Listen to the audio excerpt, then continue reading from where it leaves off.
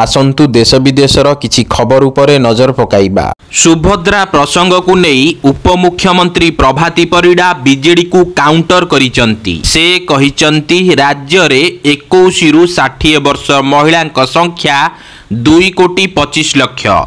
स्वच्छल वर्ग को छाड़ी 21 रु 60 वर्ष महिला संख्या पाखापाखि 1 कोटी 1,08,00,000 महिला को सुभद्रा योजना रे सामिल करा जिवो। जदि आउ किछि महिला पाइबेनी बोली बीजेडी अनुभव करे मोते चिठा पठाइबे मु समस्तंकु देबी बोली परिडा कहिसंती। राज्य रे चाकिरी आशायींक पई खुशी खबर। खूब शीघ्र 35,000 युवक युवती को जोगाई दियाजिबो नियुक्ति। आसंता मासरे नियुक्ति मेला करी नियुक्ति पत्र बंटन करिया पई निष्पत्ति नेइचंती मोहन सरकार। विभिन्न वर्गर प्राय 22,000 पदपदवी रे नियुक्ति पत्र बंटन कराजिबो। विभिन्न विभाग रे खाली पड़िथिबा पदवी को देखि विज्ञापन मध्य प्रकाश कराजिबो। खाली पड़िथिबा पदवी निर्दिष्ट समय सीमा मध्य रे पूर्ण करिया पई निर्देश दिया जाइछि। सरकारी नियुक्ति संपर्क रे डिसेंबर सुद्धा विज्ञापन प्रकाश कराजिबो।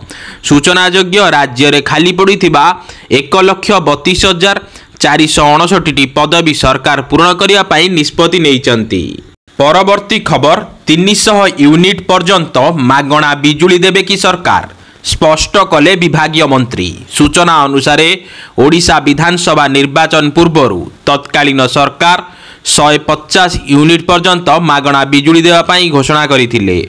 अन्यपटे प्रधानमंत्री सूर्यघर मागणा बिजुली केंद्रीय योजना अधीन रे छात उपरे सोलार प्रकल्प स्थापन करुथिबा घरगुडी को 300 यूनिट पर्यंत बिल देवाकू पड़िबो नाही बोली कहितिला भाजपा।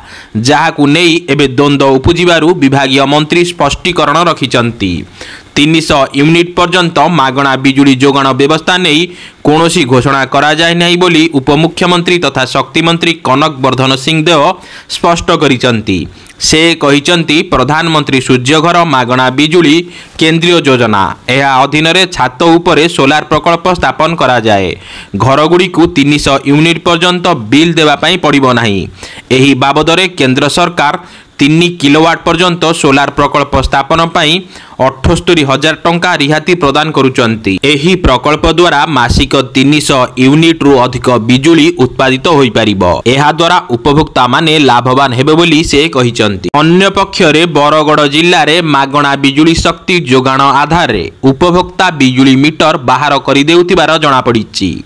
तेबे एभली मिथ्या प्रचार को विश्वास न करिबा पई मंत्री सिंहदेव परामर्श देइचंती। प्रधानमंत्री सूर्यघर मागणा बिजुली योजना रे सुजोग नेवा पई से जनसाधारण को परामर्श देइचंती। परवर्ती खबर आउ मिलिबो नाही कालिया टंका। ओडिशा रे नुआ सरकार गठन हेबा परे एहाकू बंद करी नुआ योजना लागू करिचंती। अर्थात एथर आउ कृषक भाई माननकू कालिया टंका मिलिबोनी बरं ता बदल रे सीएम किसान योजना अधीन रे टंका मिलिबो। पूर्वतन सरकार कृषक माननक आर्थिक अभिवृद्धि पई आरंभ करिथिले कालिया योजना, जहा एबे बंद होई सीएम किसान योजना होई जाइछि। तेबे एही नुआ योजना रे केउ माने बाद पड़िबे ताकू नेई एबे भी द्वंद्व लागि रहिछि। सीएम किसान योजना एही योजना पई किए योग्य ताकू नेई सरकार पक्षरु ए नेई कोनोसी घोषणा होई नाही। कालिया योजना बदल रे सीएम किसान योजना रे टंका मिलिबो बोली सरकार घोषणा करिसंती। एपर्यंत सीएम किसान योजना रो कोनोसी पोर्टाल आसी नाही, कोनोसी लिस्ट आसी नाही, किंतु टंका आसीबो बोली घोषणा होई सारिछि। तेबे कालिया योजना रे जे माने उपकृत होउथिले से माने एही टंका पाइबे ना नाही ता खूब शीघ्र जणा पड़िबो। परवर्ती खबर पंचायत रे पसी पारुनी भारतीय जनता पार्टी। सरकार गढ़िथिले मध्य पंचायत रे पसिबा पई उद्यम करी विफल हेउची भारतीय जनता पार्टी। सूचना अनुसार घर बाहुड़ा करिसंती जाजपुर जिला बरी ब्लॉक अध्यक्ष अशोक गेड़ी। किछि दिन तले से बीजेडी छाड़ी बीजेपी रे जोग देइथिले, जहा परे बरी समेत राज्य राजनीति सरगरम होई पड़िथिला। किंतु परवर्ती समय रे विधायक विश्वरंजन मल्लिक पुणी थरे अशोक गेड़ी को बीजेपी को फेराई आनिबा पई सक्षम होइचंती। मंगलवार शंख भवन रे एही मिश्रण पर्व अनुष्ठित होई जाइछि। एहा राज्य राजनीति रे समस्त को हचकित करि देइछि। परवर्ती खबर राज्यसभा को निर्द्वंद्व रे निर्वाचित होइचंती बीजेपी प्रार्थी ममता महंत।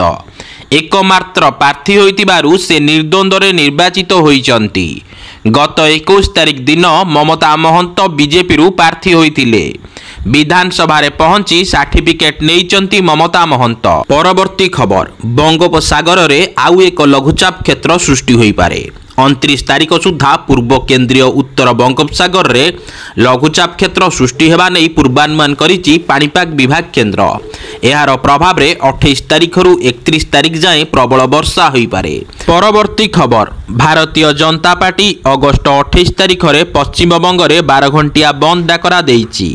एहाकु नेई ममता बनर्जी और पश्चिम बंग रे भाजपा मुहामुही परिस्थिति रे अछंती। ममता एक आदेश जारी करी कहिसंती बुधवार दिन 12 घंटिया साधारण बंद द्वारा साधारण जीवन प्रभावित हेब।